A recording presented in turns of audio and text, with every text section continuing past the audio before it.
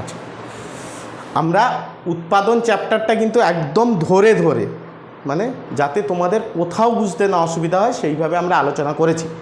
এর পরের একটা ডেট আমরা রাখবো উৎপাদন চ্যাপ্টারের ওপর তোমাদের কি ডাউট আছে যদি কিছু থেকে থাকে, এবং প্রশ্ন উত্তর। তার সঙ্গে সঙ্গে আমরা ওখানে ব্যাংক যে চ্যাপ্টারটা পড়াচ্ছি, ব্যাংক শেষ হলেই এই দুটো চ্যাপ্টারের ওপর আমরা একদিন ফেসবুক লাইভ করব এবং কোশ্চেন অ্যান্সার, তার সঙ্গে ডাউট কিছু থাকলে সেটা ক্লিয়ার করব। ঠিক আছে? আমরা শেষ যে প্রশ্নটা উৎপাদন চ্যাপ্টারের থাকছে বা উৎপাদন চ্যাপ্টার যেটাকে দিয়ে আমরা শেষ করব, সেটা হচ্ছে একটা কোয়েশ্চেন দেয় অনেক সময়। কি কোশ্চেন? না, গড় উৎপাদন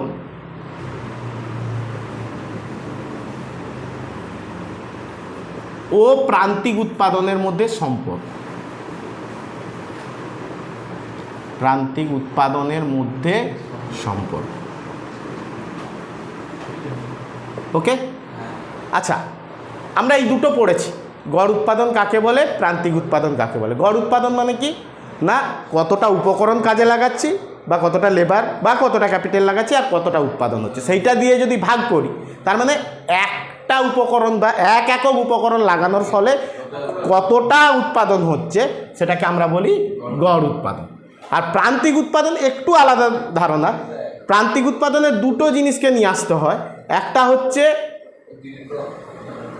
উপকরণ আর একটা হচ্ছে মোট উৎপাদন।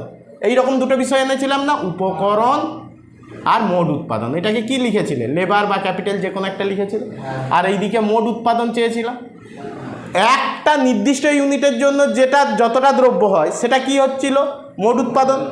তাহলে দুটো মোট উৎপাদন ছাড়া প্রান্তিক পাই না। তাহলে 1 থেকে 2, এদিকে ধরো 10 ছিল, এদিকে ধরো 18। তাহলে প্রান্তিক কি ছিল না, অতিরিক্ত এক একক উপকরণ কাজে লাগানোর জন্য যে অতিরিক্ত উৎপাদন। এই অতিরিক্ত উৎপাদন কিভাবে পেয়েছিলাম না, এই 18 থেকে 10 বিয়োগ করেছিলাম, কারণ এইটা থেকে এইটা বাদ দিলে তবে গিয়ে আমি প্রান্তিকটা পাই। ঠিক একইভাবে 2 থেকে 3-এ যাব, কখনোই 1 থেকে 3-এ যেতে পারবো না, 1 থেকে 5-এ যেতে পারবো না। এটা হচ্ছে সিঁড়ির ধাপের মতো, 1 থেকে 2 নম্বর সিঁড়িতে যাব, 2 থেকে 3-এ যাব, অর্থাৎ এই অতিরিক্ত একের জন্য কত, সেটা হচ্ছে প্রান্তিক উৎপাদন। তাহলে এই দুজনের মধ্যে সম্পর্ক আমাকে জানতে হবে। তাহলে আমরা ছবি তো আগে করেছি, কি ছবি করেছি দেখি, দেখ। এই সম্পর্ক দেখানোর জন্য শুধু ছবিটা তোমাকে ভালো করে বুঝতে হবে। তাহলে এদিকে কি দেখাই, গড় উৎপাদন, এভারেজ প্রোডাকশান আর মার্জিনাল প্রোডাকশান। আর এদিকে কি দেখাই, লেবার বা ক্যাপিটাল, হ্যাঁ, কতটা লেবার লাগাচ্ছি তার ফলে কতটা চেঞ্জ হচ্ছে। তাহলে আমরা মার্জিনাল প্রান্তিক উৎপাদন কীরকম, এরকম করে উপরে উঠে চট করে নেমে যায়, চট করে পাহাড়ে উঠে আবার পাহাড়ের চূড়া থেকে নেমে যায়। আর এ কীরকম না, এ যখন নামতে থাকে তার কোনো একটা জায়গায় গিয়ে হায়েস্ট হয়। কে হায়েস্ট হয়, গড় উৎপাদন। গড় উৎপাদন কোথায় হায়েস্ট হয় না, মার্জিনাল প্রোডাক্ট বা প্রান্তিক উৎপাদন যখন নামতে শুরু করে সেই নাবার কোনো একটা জায়গায় কে হায়েস্ট হয়, এপি বা গড় উৎপাদন। তাহলে গড় উৎপাদন কিন্তু এ যেখানে হায়েস্ট সেখানে হায়েস্ট নয়, এ যেখানে হায়েস্ট সেখানে কি হচ্ছে, এ তখনও বাড়ছে। এ যখন নামছিল, নামার সময় এ হায়েস্ট হয়েছে, তারপরে কি হয়েছে, এইখান থেকে এবার কমতে শুরু করবে, কিন্তু কখনোই এইখানে জিরো বা নেগেটিভে যেতে পারবে না। তাহলে এমপি, এটাকে কি বলবো, এপি। এপি তাহলে গড় উৎপাদন, প্রান্তিক উৎপাদন, প্রশ্নটা কি দিয়েছে, এদের সম্পর্ক। তাহলে আমি 3টে ফ্রেজে ভাগ করে দেবো। এক, এই লেভেলে কি হচ্ছে, এর আগের লেভেলে কি হচ্ছে, এর পরের লেভেলে। তাহলে ফার্স্ট ফেজ, সেকেন্ড ফেজ আর থার্ড ফেজ। তাহলে ফার্স্ট ফেজে কি হচ্ছে না, প্রথম যে অবস্থা, অর্থাৎ যখন প্রান্তিক উৎপাদন হায়েস্ট হচ্ছে তার আগে পর্যন্ত কি হয়েছে না, প্রান্তিক উৎপাদনও বাড়ছিল, গড় উৎপাদনও বাড়ছিল, কিন্তু প্রান্তিক উৎপাদন তাড়াতাড়ি বাড়ছিল, দ্রুত দৌড়াচ্ছিল, আর গড় উৎপাদন অত দ্রুত দৌড়াতে পারেনি। এই জন্য প্রথম অবস্থায় প্রান্তিক উৎপাদন কি হচ্ছে, উপরে থাকবে বা বাম দিকে থাকবে কার, এভারেজ প্রোডাকশানে। তাহলে এভারেজ প্রোডাকশান আসতে দৌড়াচ্ছিল, তাই সে কার, এইটাকে যদি প্রথমে বাম দিক ধরি তার ডান দিকে থাকবে বা প্রান্তিক উৎপাদনের নিচে থাকবে। দেখো এ জোরে দৌড়েছে, এ তাহলে কোন দিকে আছে, কোন অবস্থায়, প্রথম অবস্থায়।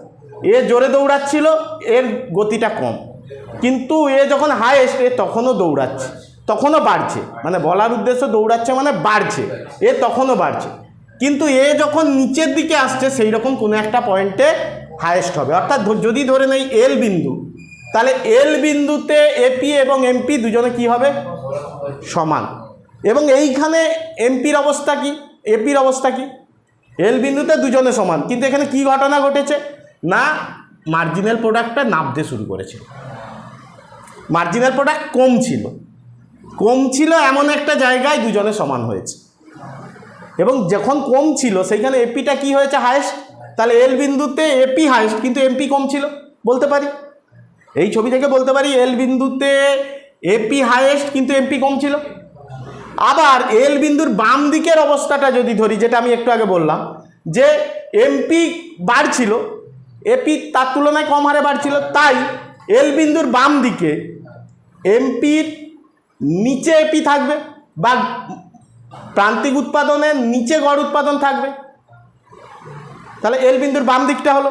এইবার এল বিন্দুর ডান দিকে যাও, এল বিন্দুর ডান দিকে কি হচ্ছে না এমপি দ্রুত হারে নামছে, হ্রাস পাচ্ছে, কিন্তু এপি তার তুলনায় কম হারে হ্রাস পাচ্ছে। এই কারণে এল বিন্দুর ডান দিকটা যদি দেখি তাহলে গড় উৎপাদন কি হবে? এখানে গড় উৎপাদন বেশি, তার তুলনায় প্রান্তিক উৎপাদন কম। এই কারণে এল বিন্দুর ডান দিকে এপি থাকবে ডান দিকে আর এমপি থাকবে এর বাম দিকে। তাহলে এল বিন্দুর বাম দিকে কি হচ্ছিল? এমপি ওপরে ছিল, এপি নিচে ছিল।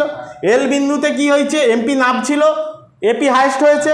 আর এল বিন্দুর ডান দিকে এপি কমছে কিন্তু এমপি বেশি হারে কমছে, অর্থাৎ এপি যে হারে কমছে তার তুলনায় বেশি হারে এমপি কমছে বা দ্রুত হারে কমছে।